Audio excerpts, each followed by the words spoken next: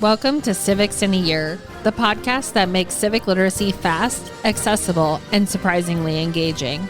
In just 10 minutes an episode, we'll tackle one of 250 essential questions about American democracy, how it works, why it matters, and what it means for you. Whether you're a student, a teacher, or just someone who wants to better understand your country and your rights, you're in the right place. Civics in a Year is powered by the Civic Literacy Curriculum from the Center for American Civics and is produced in partnership with the School of Civic and Economic Thought and Leadership at Arizona State University.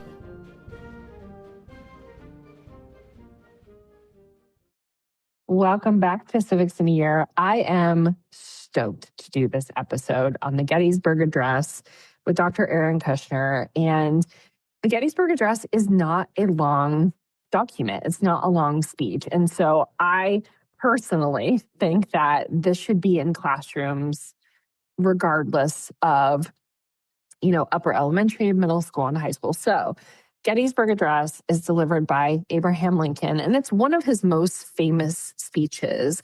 So famous that it's actually on the Lincoln Memorial. So this is November 19th, 1863. The Union victory at Gettysburg is this key moment in the Civil War, and President Lincoln offers this brief speech as a dedication to a new national cemetery near the Gettysburg battlefield. So, Dr. Kushner, can you kind of set the scene for us of this Gettysburg Address? We're there at Gettysburg, a few months removed from the battle. The battlefield's been cleaned. It took a very long time because there were 51,000, more than that, over 51,000 casualties at Gettysburg on both sides. The Union Army had 23,049 casualties. The Confederacy had somewhere between 23 and 28,000. We're not sure the exact numbers. This is a major affair, 3-day battle. Lincoln is not the featured speaker at Gettysburg, but Edward Everett, who was a former senator, governor, Massachusetts, who gave a very good, by all accounts, speech. It was close to 3 hours long. He was noted as a public orator, public figure, supporter of the Union, and he talked about just about everything in that time. Lincoln gave 3 minutes, 2.5 minutes speech. And as we'll talk about in a moment, somewhat ironically said that the world will little note nor long remember what we say here. And yet here we are talking about what Lincoln. So I guess he was half right because nobody remembers Everett's speech. I don't. I've read it and I don't. I didn't even hear about him until you just said it. Oh, yeah. No, he was the featured. Yeah. And it's a fine speech, but it doesn't capture what Lincoln's captures. So let's talk about that. A brief note about the text itself, something that you can use in classroom, something that I've used in the classroom, something that was taught to me in graduate school in the classroom. The Gettysburg Address is short, but there's a purpose to its structure. There are 3 paragraphs, and each paragraph is set in a different tense. The first paragraph is in the past tense, the second paragraph is present tense, and the third paragraph is future, is looking forward. And the tenses correspond with the length of each. The first paragraph is only a sentence, so not really a paragraph for you grammar English teachers. Very brief. The past is, we're forgetting it. We've forgotten it. This is intentional. The present is a decent sized paragraph, and most of the Gettysburg Address is in that third section. Also of note, in that these are small words. These are not this is not an academic text. Lincoln is writing very simply so that everyone can understand something that, we might be struck by had we been there, had we read. If you go and you, for some reason, want to read Everett's speech, again, it's good, it's fine. There's a lot of big words. It's a fancy speech it's a very high mind, very intellectual speech. And Lincoln's is for everyone. A bit about why it's so appealing to us is his construction of it. There are a lot of repetition. He uses the words dedicate over and over and over. That word dedicate comes up a good number of times in this speech. There's also triplets for of the people, by the people, for the people. This use of poetic repetition is just, it makes it easy to memorize. And again, the use of triplets coincides with the religious imagery of the Gettysburg Address. There is a lot of religious imagery here, and we'll break that down as we go through it. But I wanted to highlight some of those features of this address before we get started. And a lot of, I think when we think about Lincoln, a lot of, what he said, like you just said, the by the or of the people, by the people, for the people, 7 years ago, there was a lot of kind of sound bites from the Gettysburg Address that most Americans are familiar with, but they might not be familiar with the entirety of the address. Should we start with the first paragraph, the past? I love Lincoln as an orator and as a writer because it feels like he wants to connect with people. He's not looking to, and there's nothing wrong with academic writing, obviously, but he in this is just really trying to connect with the people, connect with the nation. And I do have a really quick question for you. And we've talked about this in a couple previous episodes. Sometimes when we read things or when we talk about primary sources, they're meant to just be read. Sometimes they're meant to be heard. So on this one, what do you think? Is it meant to be more heard or is it meant to be read? So I love this. I love this question. I believe it is meant to be heard. And so every time I teach it in class, I have someone read it aloud. And I take the newspaper report of the Gettysburg Address, which includes the applause breaks. And so I find those fascinating too. So I interrupt the student will get up there and read it. And I warn them ahead of time, I'm going to interrupt you where the audience actually interrupted Lincoln with applause. And I think it's a great exercise. The students get into it. But that's part of the reason the wording is so simple. These are a lot of one-syllable words in here. It's easy to hear, and yet they rhyme. There's poetic symmetry. It's a sort of a beautiful construction. So I think in the spirit of the Gettysburg Address that we should read it / listen to it as part of this podcast. Okay. So I will go ahead and read the first sentence, paragraph, however you want to say it. And then Dr. Kushner, you can give us some annotations and some things behind it. So 7 years ago, our fathers brought forth on this continent a new nation conceived in liberty and dedicated to the proposition that all men are created equal. By 80, if you aren't familiar, a score was 20 years. So by 7 years ago, Lincoln means 87 years ago, which situates the American founding at 1776, not 1787 with the Constitution, or 1789 with the Constitution, or wherever. It's a very deliberate, intentional phrasing by Lincoln to say that our founding as a nation, again, as a united whole, is actually when we all signed on to that Declaration of Independence, not before and not after that. This is something that was contentious during Lincoln's Stephen Douglas debates, during Lincoln's entire career, and certainly during the war itself, with the southern states seceding and many of them claiming, well, the Declaration's a lie, or that when we signed the Constitution, the 10th and 9th Amendments basically give us an out from this union. We can just leave whenever we want. We're sovereign, right? So, okay.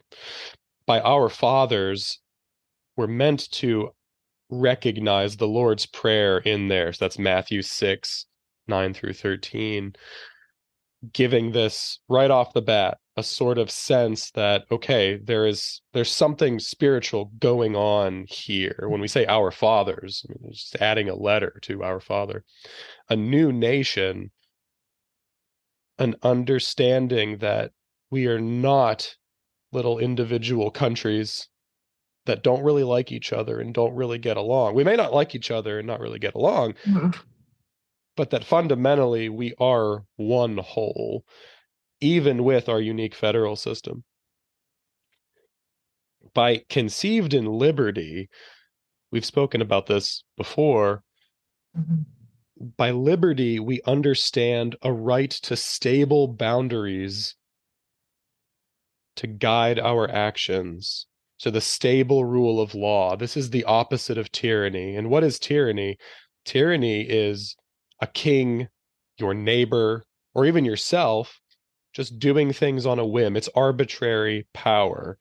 It is capriciousness. So if a king can change the law in a day because they feel like it, well, that's not liberty, because you're not guaranteed the stability that people need to flourish. And the same with the self, and Lincoln has this very much in mind. A person who would claim to own human property is fundamentally a tyrant. This is echoed in Frederick Douglass's and countless other abolitionist writings, that this is the opposite of liberty, because liberty is stable and predictable rule of law. And if you are governed by an individual, this is unlikely to result in true liberty or freedom. In fact, it's impossible. And finally, dedicated to this proposition that all men are created equal.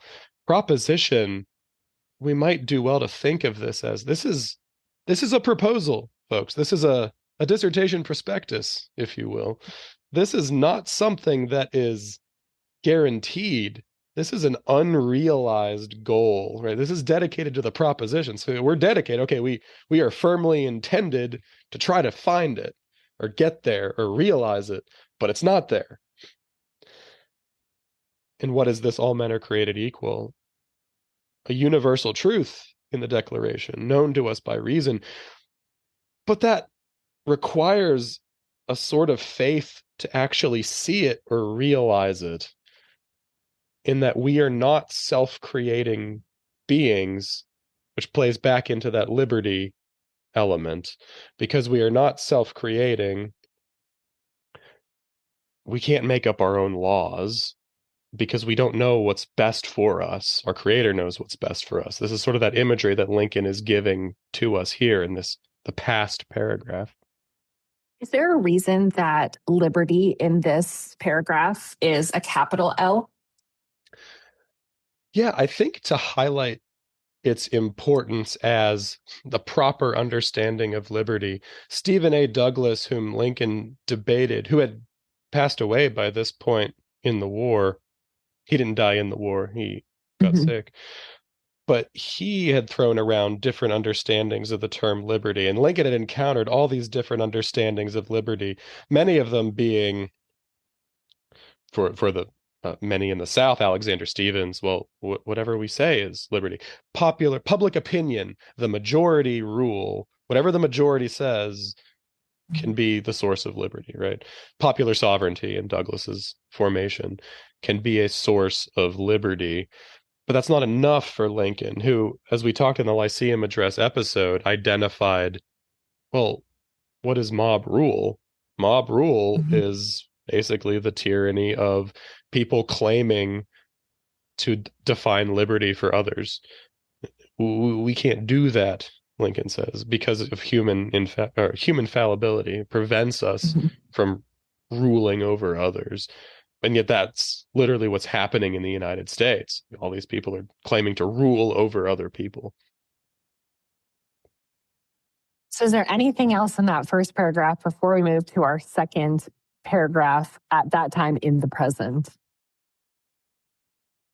If you have something specific, I think maybe the only thing we didn't talk about yet is the conceived business, which you might think of as the life of the nation, at least for Lincoln, right? The life of the nation began at conception, and that conception is the conscious, rational choice to pursue equality with the signing of the Declaration, that these people are and of right ought to be free and independent.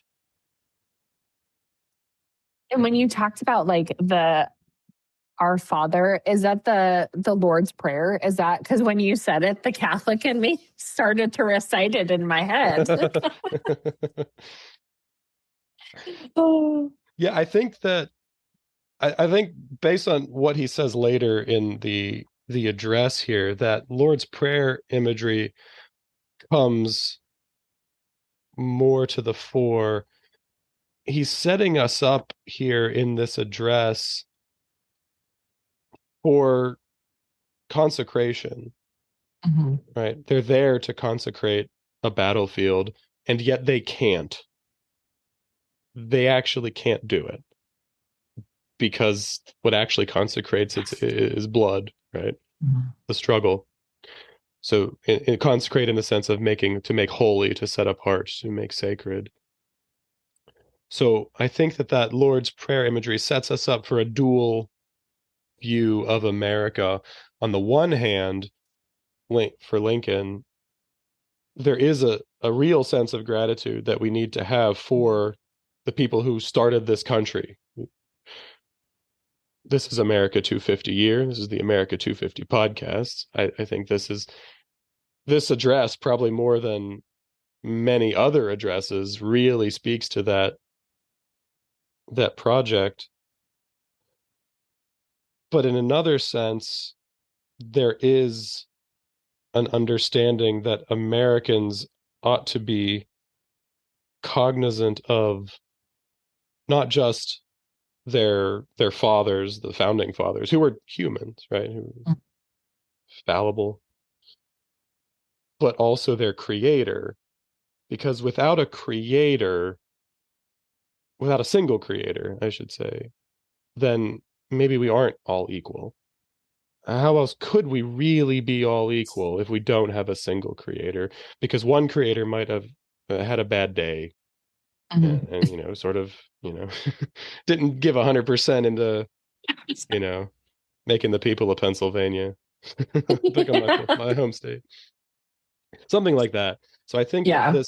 these things flow together for Lincoln, who his whole life, his as a young man sort of flirts with Christianity and uses it, in his speeches as a matter of course. But during the war, and especially as we ramp up to the end of the war, here's a man who seems genuinely wrestling with the divine and who really wants to understand what's going on here. There is something going on with this war. It is, and I mean, think of Gettysburg itself, July 1st, 2nd, and 3rd.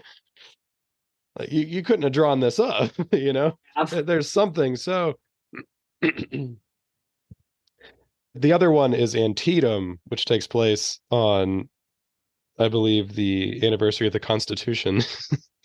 Right. It's on Constitution Day, September It's 17th. like it's scripted almost. I know. I'm pretty sure that's Antietam. Anyway. If that's not correct, you can edit that out. But yeah, I'm pretty darn sure that's the case. It's just so like July 4th. I mean, when we talk about things like that, we've talked about, founders that passed away on July 4th. Yeah. Like it's such three. Yeah, There's, yes, Jefferson, Adams, and Monroe. Yep. Yeah. Monroe. And then Coolidge is born on the 4th. So. Oh my gosh. Okay, let's go to I feel like we could talk about this for hours. Let's move to our second paragraph. Now we are engaged in a great civil war, testing whether that nation or any nation so conceived and so dedicated can long endure. We are met on a great battlefield of that war.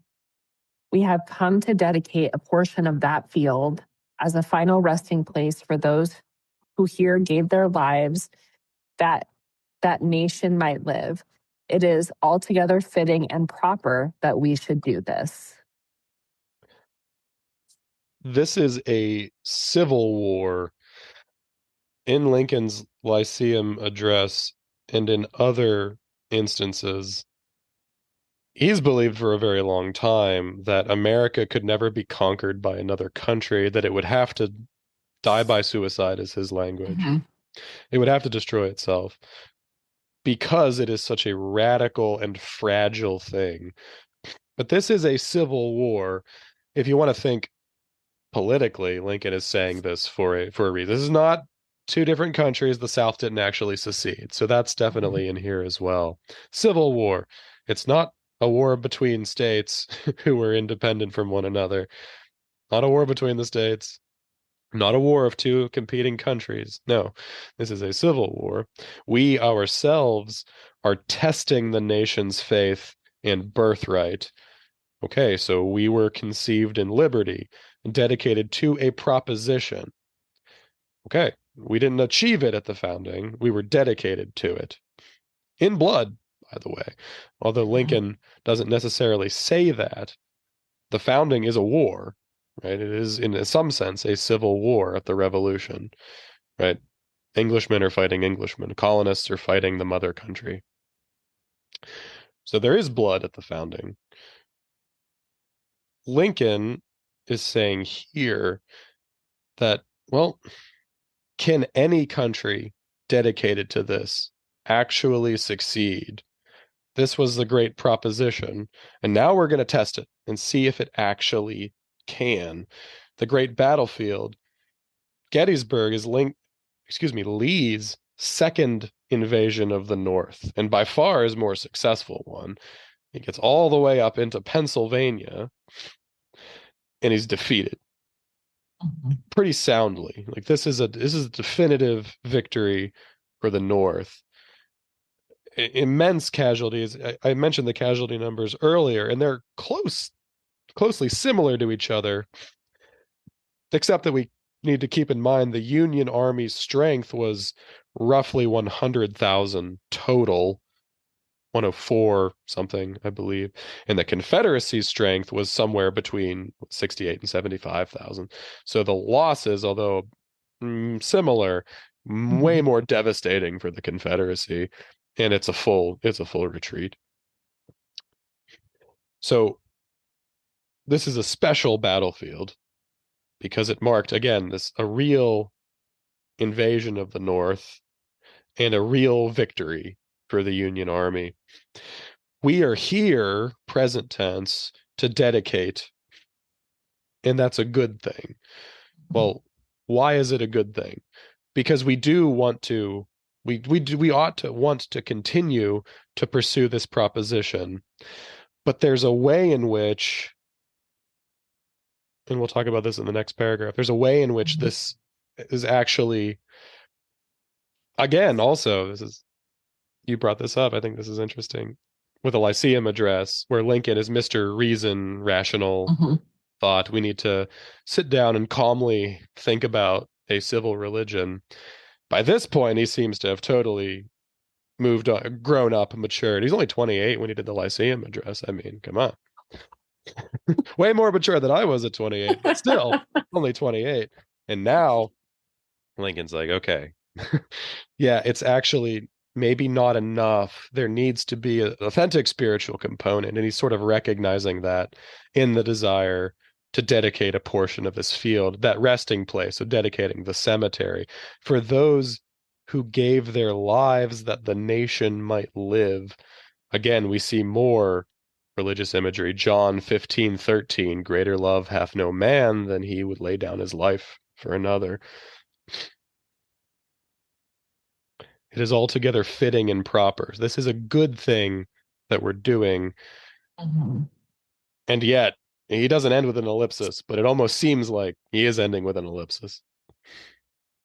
So I do want to move to that paragraph. I feel like that's a good thing, because when I've read this before, it does feel like there should be an ellipsis, or, it is altogether fitting and proper that we should do this. And then this next paragraph starts with, but in a larger sense, we cannot dedicate, we cannot consecrate, we cannot hallow this ground. The brave men, living and dead, who struggled here have consecrated it, far above our poor power to add or detract. The world will little note nor long remember what we say here, but it can never forget what they did here. It is for us, the living, rather, to be dedicated here to the unfinished work which they fought they who fought here have thus far so nobly advanced. It is rather for us to be here dedicated to the great task remaining before us, that from these honored dead, we take increased devotion to that cause for which they gave the last full measure of devotion, that we here highly resolve that these dead shall not have died in vain, that this nation, under God, shall have a new birth of freedom, and that government of the people, by the people, and for the people shall not perish from the earth. I get chills every time I read that because Every it's time. very, I feel like he is very deferential to the men who died for this. And, and I understand that they're dedicating a cemetery, but and I feel like at this part in, the war, Lincoln is, I don't want to say beat down, but the awesomeness, and I don't mean that in a good way, but of what has happened in our nation has really weighed him down as a leader and as a person. Well, absolutely. He's suffered personal loss in his immediate family. He's suffered defeat after defeat. He's suffered two, we call them invasions of the North, but you've incursions north around Washington. The capital itself has been threatened from day one, which is why Lincoln suspends habeas corpus to keep Maryland in the Union in the first place. This has been just one stressful presidency, to say the least. And you can see it on his face. We talked about this last time too, I believe, but the images of Lincoln every year of the war, how he just ages 10 years every couple of months. It weighs on him. And because he is such a contemplative person, he's trying to make sense of these. Lincoln has all these letters to his commanding officers instructing them basically to, the punishment for I think abandoning like their just post. leaving. Yeah, leaving the army, returning home, right? So you have a lot of young soldier boys in the Union Army who are running home, the horrors of this war. They're trying to escape. And, if you abandon your post, the punishment is death, right? Military tribunal, and then they shoot you. Deserters, that's the word. There's all these deserters. And Lincoln just over and over tells his commanding officers, just let them go. No more killing. Like, let's be done with this. So the whole process is really weighing on him. I love in the Lincoln movie that scene where Lincoln visits the military hospital and he makes an effort to know all their names and just to care for them. It's really the kind of man that Lincoln was. He wanted to connect with people and he wanted to understand why things were happening. So to the paragraph, right, we're dedicating with words can only get us so far. Human reason can only take us so far for Lincoln. Look where it took us. It took us to civil war. We have to appeal to something else. There has to be something else going on. And look what happened here. The men who struggled, he uses the word struggle, the living and dead who struggled here. So not necessarily just the dead, but also the living too, who shed blood, right? Okay, so this harkens back to the covenant. This harkens back to the Old Testament with the sacrificial lambs, harkens back to Christ's sacrifice on the altar, right? We're meant to think of this very sacramentally, almost. We can't do this. And again, the triplets, which he'll end this paragraph with too. We cannot dedicate, we cannot consecrate, we cannot hallow this ground. They've consecrated it far beyond our poor power to add or detract, at least not with words, right? Because then we'll get to this. Blood is necessary to make these things holy. But why do we want to make it holy? Like, why is this a goal? Well, to achieve that, again, that holy proposition, which human reason can't get us to. Back in the first paragraph, right? All men are created equal. Look, Lincoln's like, look, human reason cannot take us to a place where we can really understand that all people are equal. It's failed over and over. The way to get there, or a way to get there, is to understand a creator, and there's something spiritual and divine, basically to see through the eyes of faith, right? The national faith. So, it's good that we do this, that we try with our reason to accept this and to pursue it, but that sacrifice is what will take us there. The world will little note nor long remember what we say here. Again, kind of hilarious because we all know this. I had one course where a student, I asked them to read this. They stood up and they recited it. And I think they only There missed are one. schools that have them. Like, this isn't very long to memorize. No, it's not. Yeah, he was great. I think he only missed one word. He was fantastic. He did it with gusto too. So I think that's I love how it. it's meant to be Yes. read. But the world, he's talking about the world now, which I think is interesting, because the first paragraph, right? It's all about America. We're just here doing this. By the third paragraph, he's talking about the world. Well, why on earth is he talking about the world? Why on earth? But it's because this proposition is universal, right? So he's echoing that sentiment in the Declaration, which suggests that all men, this isn't Americans, it's not Georgians or Virginians are created equal. Everybody. Everyone. And this is really radical and tough to get to. It can never forget what they did here. And I think he means that both literally and figurative, or spiritually almost. Because literally, this is a humongous battle, major geopolitical implications. There were other European countries who had representatives at Gettysburg. On the southern side, Arthur Fremantle is probably the most famous. He was one of the British. He was a British soldier who was there shadowing Lee in Longstreet, and he was like, I like the Confederacy. And he has this diary, 3 months in the southern states, and just talking about how great the Confederacy is, loves the southern culture, and he thinks Gettysburg is he's at Gettysburg. He's like, Gettysburg was a setback, but I think they're still going to win. Then he leaves like a couple months later before the end. Anyway, there are huge geopolitical implications here, because European nations are literally at the battlefield watching to see what happens. And hey, if the South is going to win, maybe we come in on their side. There's all sorts of things going on. There's that.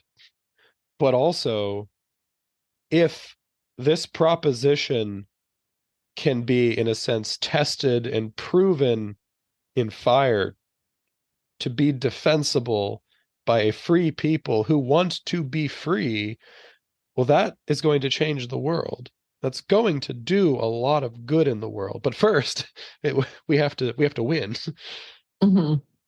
It is for us, the living, to be dedicated to the unfinished work which they've advanced. So even though they have consecrated the ground, they've made it holy with their struggle, with the shedding of blood, it's not done.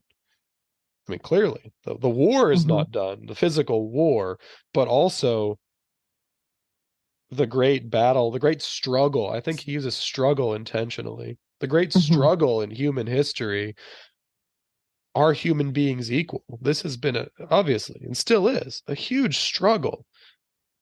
It's unfinished. It's undone. It's undone, and it's not done in America. It's not done anywhere.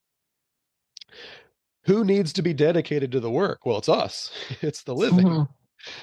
And we need to be dedicated to liberty. This takes us back to him in the Lyceum Address, saying that, look, to really teach the love of liberty, you need to have a sense of a certain humility in yourself to obey the law. And that's not just a slavish obedience without thinking, No, it's a clear, clean understanding that if I don't obey this law and no one else does, no one is secure. If I think myself above the law, I think myself above other people. Mm-hmm. Right? So the law is actually quite a nice way for us to understand that we're all equal. And again, this can be as simple as the crosswalk. Wait till it says go, right? If you are above the law, I'm gonna walk, potentially get hit by a car, just because, right? I mean, my time is more important. It's not the law that matters, not the specifics of the law. The court, like there are bad laws. Lincoln talks about this quite a bit, but it's the idea of law. And so to dedicate ourselves to this proposition that all men are created equal, we have to appreciate liberty. The great task, again, remaining before us, is both. We have to beat the South, we have to beat their army. Meade, after Gettysburg, doesn't pursue for a lot of reasons. And he's not entirely faulted by Lincoln and others for this, although he does lose, charge of the Union Army, the Army of the Potomac, but also this pursuing equality. We see from this honored dead imagery again, so 1 Thessalonians 4:13 through 18, we ought to devote ourselves to this cause, which is both physical and spiritual. We highly resolve, we seriously reorient ourselves. We have a firm intention of the will. We need the will. We need our reason. But we need our reason to sort of lead us to that faith, which is complementary to it in Lincoln's understanding. And then the sort of the big part. This nation, under God, shall have a new birth of freedom. Obviously, there's so much from Scripture that Lincoln is drawing upon. One of a cool gift my sister-in-law got me for Christmas a couple years ago was Lincoln's devotional. So we have the little handbook devotional that Lincoln carried around with him and had with him during his presidency, which was, a fascinating thing to see what Lincoln was drawing from and read. When we think of new birth of freedom, we think John 3:3, we think Galatians 5:1, John 8:36, and so on and so on. You must be born again. Submission to God's will, this understanding of under God. So we get I believe it's Eisenhower that instills. It's Eisenhower. Yes. The Eisenhower. The pledge. Yeah, the pledge comes much, much later. Much later. But this under God imagery we see here, I believe first. I'm not certain of any other early. I'm sure there might be. So don't quote me on that. But this is the earliest that I know of where the president, at least, is using that under God in this specific context. What is this under God? We go back to liberty. The predominant faith in the United States at the time, of course, is the several iterations of Protestant Christianity. Calvinism is very large. The Presbyterians, the Baptists, the Congregationalists, all these.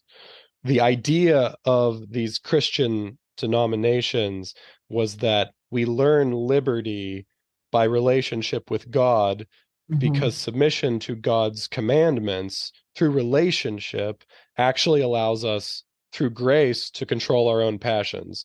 So we ourselves, subjected individually to law, are able to better love our neighbors. And so that's what Lincoln's drawing out here by under God. And what better way than to love our neighbors than to dedicate ourselves to the proposition that all men are created equal.